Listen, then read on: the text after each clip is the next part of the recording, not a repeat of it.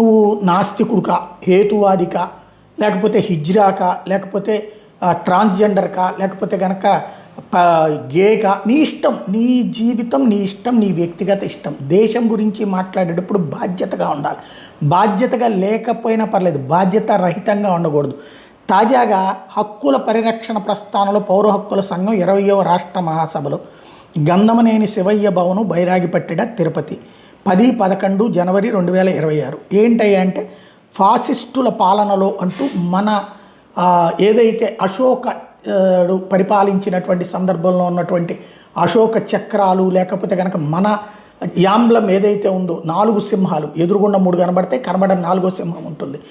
ఆనాటి ఏదైతే మన భారత చిహ్నం ఉందో ఆ చిహ్నాన్ని ఇట్లాగా చూపెడుతూ చేసుకొచ్చినటువంటిది. ఎంత అహంకారపూరితమైనటువంటి అంటే దేశ ధిక్కరణ, లేకపోతే దేశాన్ని అవమానించడం, దేశ రాజ్యాంగాన్ని అవమానించడం, రాజ్యాంగ చిహ్నాలని అవమానించడం. ఇంతకంటే అహంకారం, ఇంతకంటే పొగరు, ఇంతకంటే రాక్షసత్వం, ఇంతకంటే మూర్ఖత్వం ఉంటుందా? ఇదే పని రష్యాలో చేస్తే జీవితకాలం జైల్లో ఉంచుతారు అదే కమ్యూనిస్టుల్ని. ఇదే పని చైనాలో చేస్తే ఉరి తీసి చంపేస్తారు.